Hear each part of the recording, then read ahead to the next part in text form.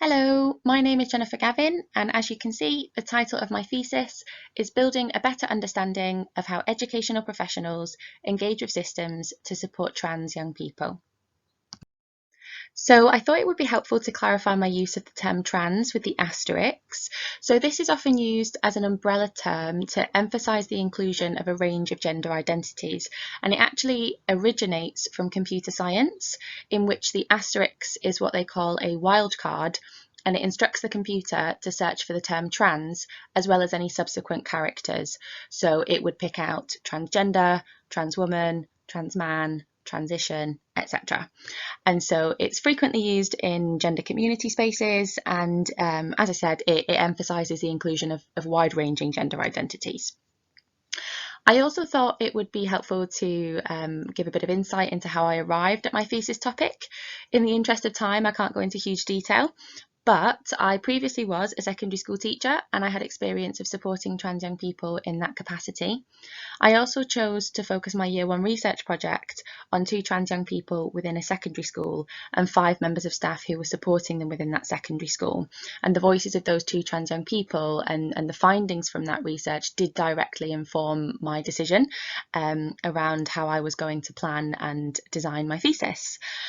I have also been a volunteer for the national transgender charity Mermaids since November 2019, and my EPS are aware of my interest in this area, and so they have very kindly referred casework to me, both at an individual level working with trans young people and their families, and also at a systemic level supporting schools and other professionals to work with trans young people and to be inclusive in their use of language and things like that. So ultimately, all of those experiences have influenced how I have arrived at my thesis. Okay.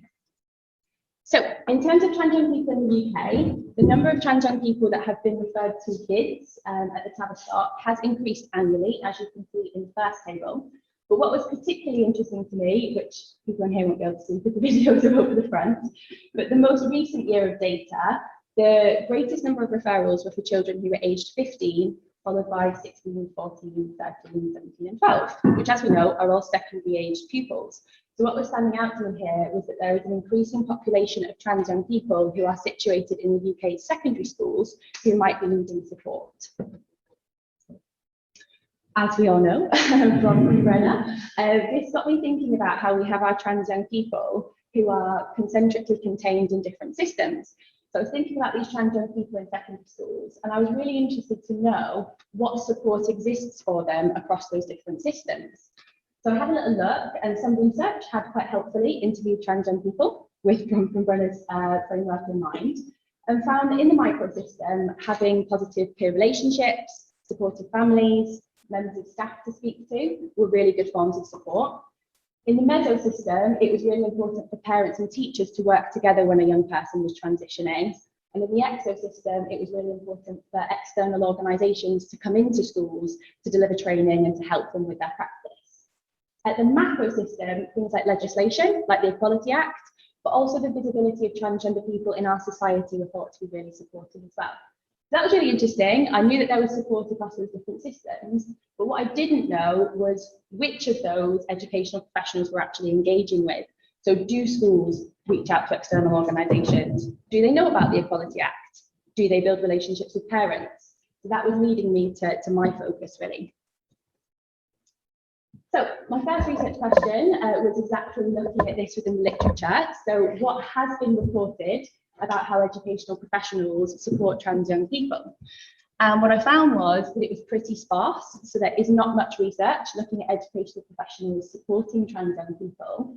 There is some emerging in the UK and the US, but notably, Charlton, Wilts, Curtis and Sagdan were all doctoral theses. They weren't even published pieces of research, so it was quite difficult to find those. So it was really showing a gap in educational professionals' experiences here. What the literature did show was that professionals were engaging with training, so they were often inviting in Stonewall and Mermaids. They engaged with curriculum materials for PSHE and things like that. They did also engage with local authority guidance and policies where that existed, and things like practices around inclusive language use, getting the voice of the child, and working quite closely with their senior leadership teams. The research did show that improvements were needed in terms of relationships between trans young people and school staff, but also the need for better communication within schools and between EPs as well. So that was what the literature was showing, albeit by a limited amount of research. So I decided to use a small-scale qualitative design, and this took place in one local authority in the southeast of England, and it was directly informed by my year one research project. So I had 32 educational professionals, so that was 22 secondary school staff from 18 different schools, ACPs and 2 national level individuals who worked with trans young people in the education sector. I did semi-structured interviews, and because of COVID, they were of course remote, and I used thematic analysis to analyse my data. Okay, so this led into research question 2. So I'd already looked at the literature, I was now interested in the field work. So I wanted to look at what did my participants think that they were currently doing, which was best supporting young people, what they weren't doing, and what needed to be improved. So these are my themes. 4 of them came through, and as you can see, one of them is in the centre, and that's because I felt that that was a theme which impacted on the other 3. So I'll briefly go through these now. So theme 1 was around how my participants felt that they were supporting trans young people by creating a safe and belonging sense within their school community. So this included things like having an inclusive school ethos. It included things like having clear communication between their whole school community. But something that they felt needed improving was the local authorities' communication with the school. That wasn't always very good. They weren't always telling them if things had changed or if a new document was out. It was also felt that relationships between school staff, young people, parents, and the local authority were really essential, particularly where schools were scared about being criticised by the media or parents legally challenging them. It was so important, and that was an area for improvement, that the local authority needed to back up their schools so they weren't just left on their own.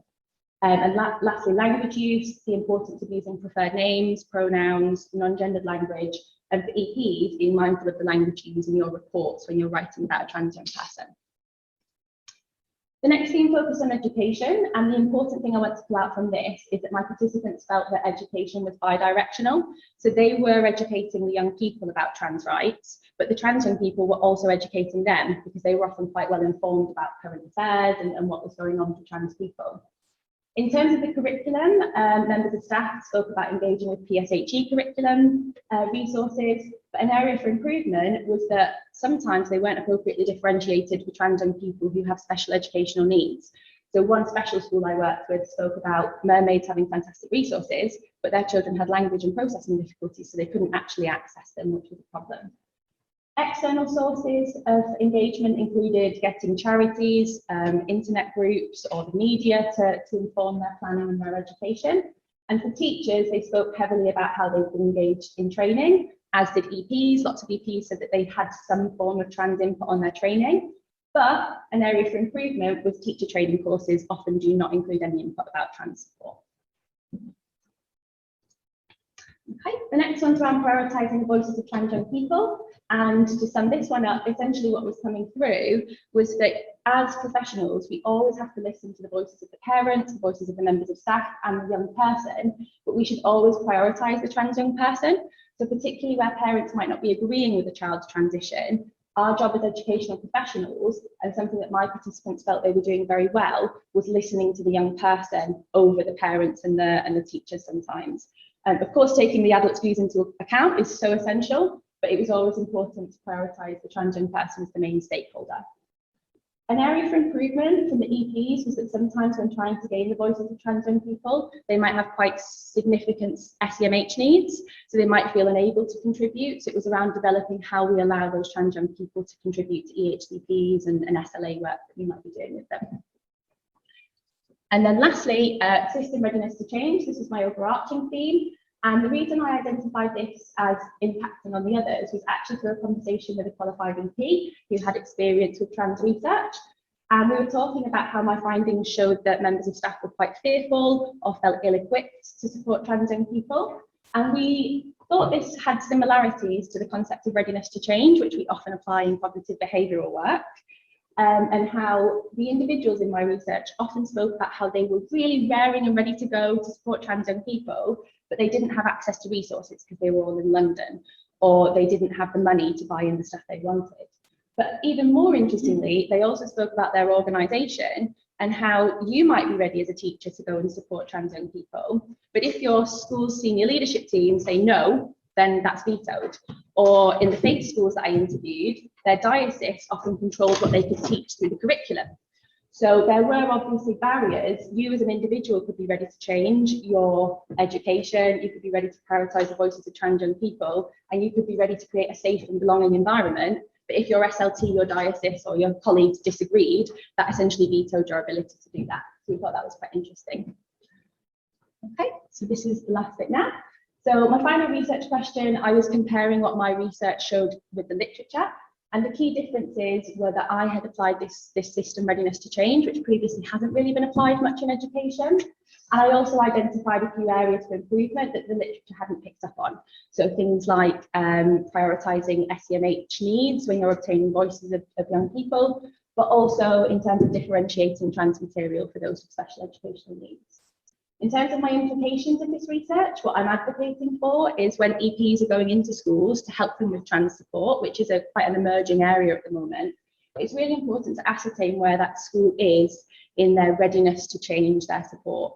Because you could have one school who you could go in with a package of support and they might be very well experienced and they could run with it and they would be great independently doing that. But another school might lack confidence and they would need a lot more structure and support from the EP, and that depends where they are in their readiness to change. So last slide. The strengths of my research, I would say it was informed by the 2 trans young people in my year 1 project. So they directly led my thinking around this.